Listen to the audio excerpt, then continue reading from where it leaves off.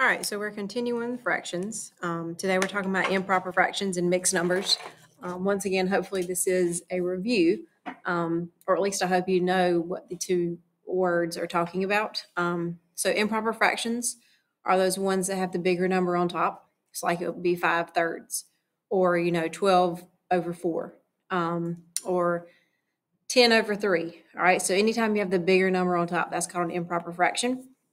And then a mixed number is when you have a whole number and a fraction side by side. So like 2 1/2, or 4 3/4, or 7 2/5.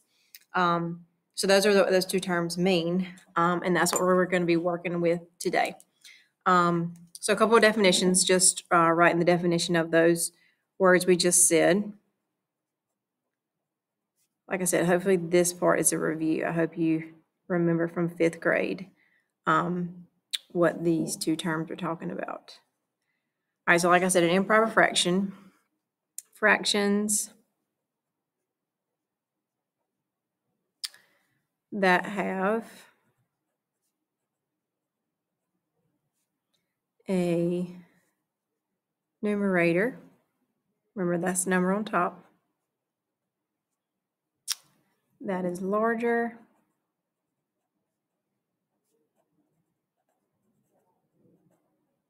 than the denominator.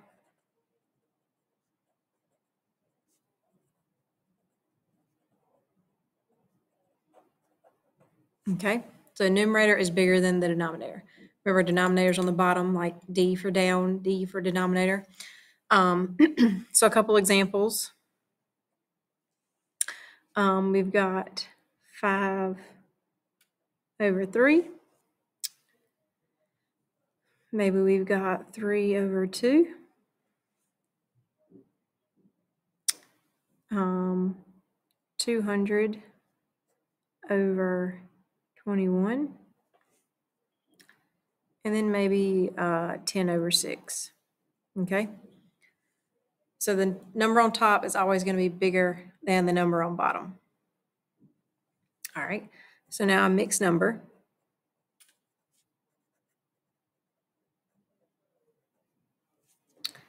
That definition would be a fraction with a whole number.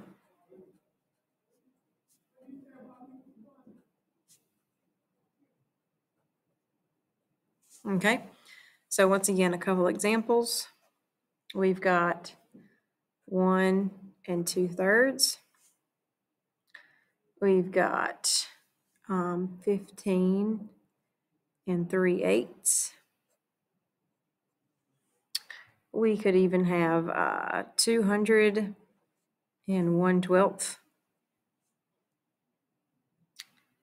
Or maybe even 5 4/7. Okay, so when you have a whole number and a fraction side by side, that would be called a mixed number.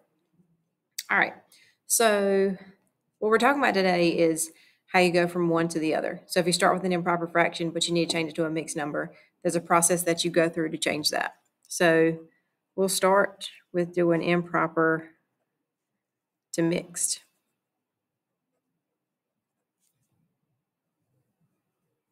All right, so the whole goal for this one is how many times will the denominator go into the numerator? That's pretty much what we're talking about for this one. If there's one that kids struggle with, this one would be the more difficult one for students. But once again, it's not really that difficult, especially if you know your multiplication tables and you understand how to do division. This really isn't a difficult process. So what I mean is, so if we do an example, if I give you 7/3, okay, obviously this is improper, the bigger number's on top. So what you need to do is you need to ask yourself, okay, how many times can 3 fit into 7 without going over? So in other words, what times 3 gives you something close to 7, but it can't go over. Okay? So hopefully you're thinking to yourself 2. Okay? This is how I like to do it to help you out. If it doesn't help you, you don't have to do it, but this is how I show it. So then you ask yourself, okay, well, what is 3 times 2? Well, 3 times 2 is 6. So then to get your numerator, all you have to do is do 7 minus 6, which is 1, and then your denominators are going to stay the exact same. And that would be your final answer. Okay? So once again, we got this 2 because 3 will go into 7 2 times without going over. And then we got this 1 because 3 times 2 is 6. 7 minus 6 gives you that 1 right there. Okay? All right, let's try another one. All right, let's do 24 over 7. Okay? So how many times can 7 fit into 24 without going over? So you start thinking about your times tables. 7, 14, 21, 28. And hopefully you're like flashers are going off in your head that you need to stop, because if you're at 28, well then you've gone too far. You're past where you should be.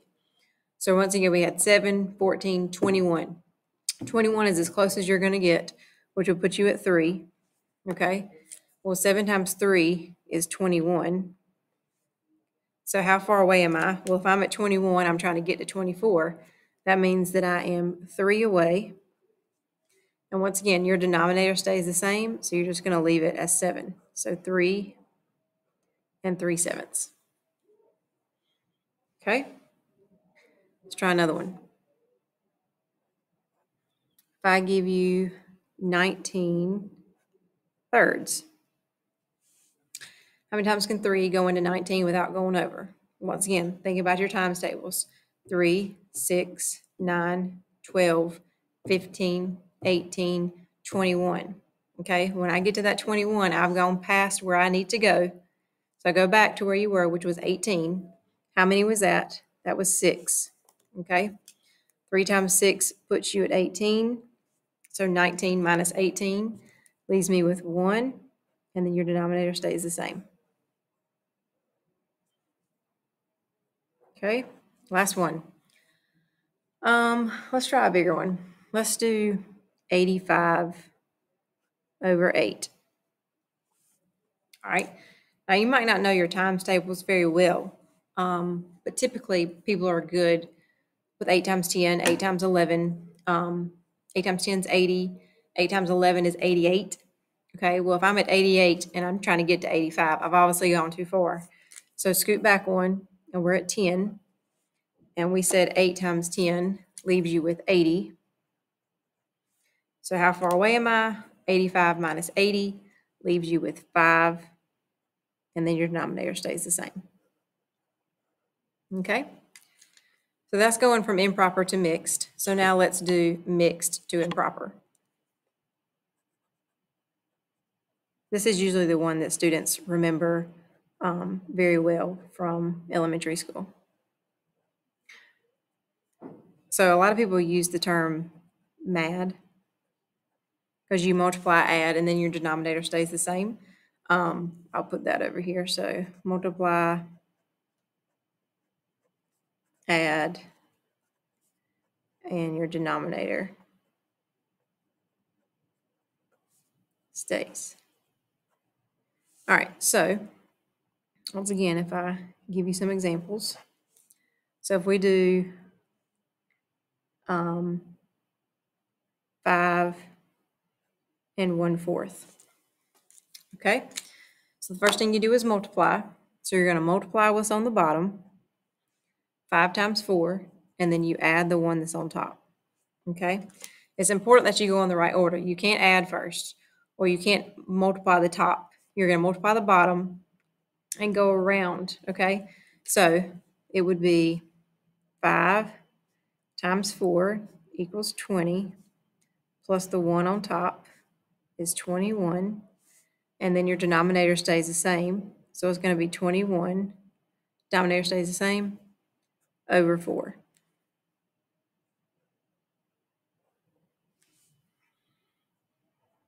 Okay, let's look at another one. Let's do 6 2/9. All right, so remember, you multiply first, multiply the bottom, and then you add what's on top. So first thing we're going to do is 6 times 9, which is 54. Then I add the plus 2 that's on top. That leaves you with 56. So now you're sitting with 56 over 9, because remember, your denominator stays the same. Okay? Got room for 2 more, so 3 and 4, and then we'll be done. Let's do 10 and 8/11. Okay? So the first thing you do is multiply the bottom, add the top. So the first thing I'm going to do is I'm going to multiply 10 times 11, and that gives me 110. And then I add that 8 that's on top, so I get 118. So then my final answer is 118 over, what's this denominator? It's 11, so it stays the same. Okay, last one. Let's do, I don't know, let's do 4 and 9/10. Okay, so you multiply and then add.